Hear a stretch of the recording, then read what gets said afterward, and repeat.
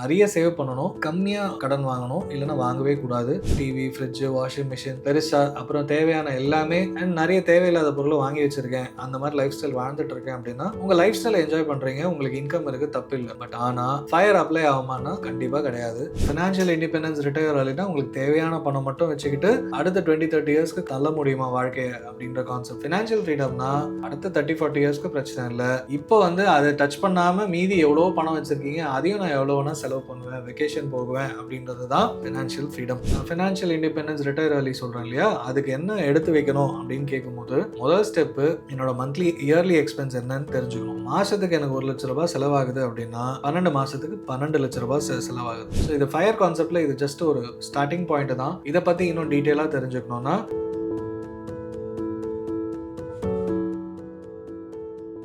Sir நான் இவ்வளோ சீக்கிரம் ரிட்டையர் ஆகணும், நான் என்ன பண்ணணும் அப்படின்னு கேட்டாரு. என்கிட்ட இவ்வளோ பணம் இருக்கு, ஒரு 10 lakhs இருக்கு அப்படின்னா 10 lakhs உனக்கு மந்த்லி ஒரு வருஷத்துக்கே பத்தாது, மாசத்துக்கு உனக்கு 1 லட்சத்துக்கு மேலே செலவாகுதுன்னும் போது அப்போ எவ்வளோ சீக்கிரம் நான் ரிட்டையர் ஆக முடியும் அப்படின்னு கேட்கும்போது ஃபயர் கான்செப்ட் ஒன்று பார்த்தேன் அப்படின்னு ஒன்று சொன்னார். ஸோ இதுதான் ஒரு ஃப்ரெண்டு கிட்ட பேசிட்டு இருந்தோம்.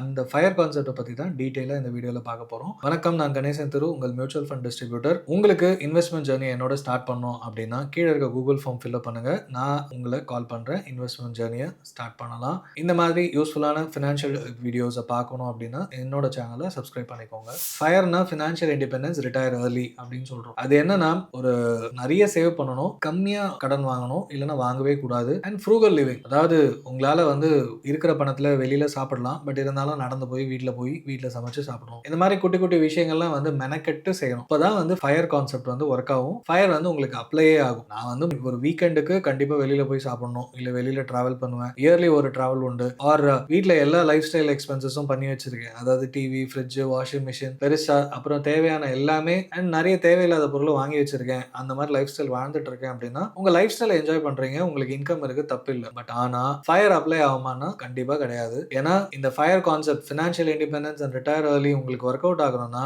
தேவையான அளவுக்கு மட்டும்தான் செலவு செய்யணும். அந்த தேவையான அளவும் உங்களுக்கு தேவையான அளவா இருக்கலாம், பட் ஆனா இந்த கான்செப்டுக்கு தேவையான அளவா அப்படின்றது முக்கியமான விஷயம். ஹியூஜ் சேவிங்ஸ், அதாவது நீங்க சம்பாதிக்கிற பணத்துல உங்களால ஒரு 50-60% சேவ் பண்ண முடியுமா? இதை கேட்டோடனே மலைப்பா இருக்குன்னா கண்டிப்பா இதை மறந்துருங்க. ஏன்னா எல்லாராலையும் ஒரு 20-30% சொன்னாலே அவ்வளோவா அப்படின்ற கேள்விதான் எல்லாரும் கேட்கறாங்க. ஒரு 50-60% சேவ் பண்றதுக்கு எவ்வளவு மெனக்கடணும்னு பாருங்க.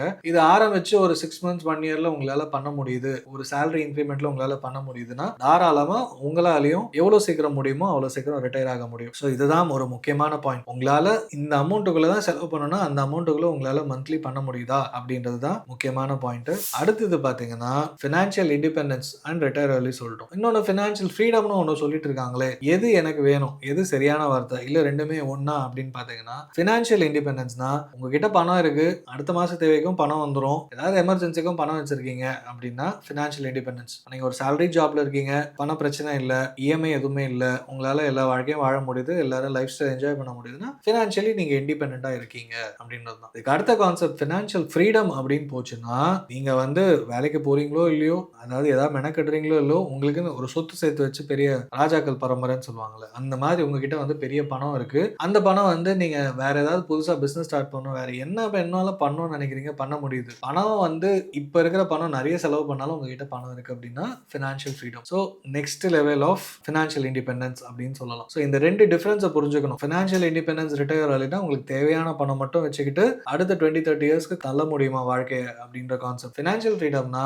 அடுத்த 30-40 இயர்ஸ்க்கு பிரச்சனை இல்லை. இப்போ அதை டச் பண்ணாம மீதி எவ்வளோ பணம் வச்சிருக்கீங்க, அதையும் நான் எவ்வளோ வேணா செலவு பண்ணுவேன், வெக்கேஷன் போகுவேன் அப்படின்றது தான் ஃபினான்ஷியல் ஃப்ரீடம். சரி, இதெல்லாம் சரி. இந்த ஃபர்ஸ்ட் ஸ்டெப் நான் ஃபினான்ஷியல் இண்டிபெண்டன்ஸ் ரிட்டையர் ஏர்லி சொல்றேன் இல்லையா, அதுக்கு என்ன எடுத்து வைக்கணும் அப்படின்னு கேட்கும்போது முதல் ஸ்டெப் என்னோட மந்த்லி இயர்லி எக்ஸ்பென்ஸ் என்னன்னு தெரிஞ்சுக்கணும். மாசத்துக்கு எனக்கு 1 லட்ச ரூபாய் செலவாகுது அப்படின்னா 12 மாசத்துக்கு 12 லட்ச ரூபாய் செலவாகுது. இது ஒண்ணு. இதோட 25 times ஆஃப் யுவர் ஆனுவல் எக்ஸ்பென்ஸை கால்குலேட் பண்ணணும். அப்போ 25 டைம்ஸ்னா கிட்டத்தட்ட 3 கோடி ரூபாய் உங்களுக்கு கையில இருக்கு அப்படின்னா வருஷத்துக்கு வித்ட்ராயல் ரேட் 4%. அதே 12 lakhs வரும், மாசத்துக்கு 1 லட்சம் ரூபாய் கிடைக்கும். இது இப்ப இருக்கிற மந்த்லி எக்ஸ்பென்ஸ் உங்களுக்கு சாட்டிஸ்ஃபை ஆகும். சப்போஸ் 45 வயசுல ஒரு 20 வருஷம் கழிச்சு 10 வருஷம் கழிச்சு நீங்க ரிட்டையர் ஆகணும்னு நினைக்கிறீங்க, அப்போ உங்களோட மந்த்லி எக்ஸ்பென்ஸ் என்ன ஆகலாம் அப்படின்றது இன்ஃபிளேஷன் பேஸ் பண்ணி கால்குலேட் பண்ணிக்கோங்க. சப்போஸ் 1 lakhன்றது 2 lakh ஆகலாம் அப்படின்னா 2 lakhs into 12 months பாத்தீங்கன்னா 24 லட்சம். அப்போ 25 டைம்ஸோட மல்டிப்ளை பண்ணும்போது கண்டிப்பா கிட்டத்தட்ட 6 கோடி ரூபாய். அப்போ உங்களுக்கு வந்து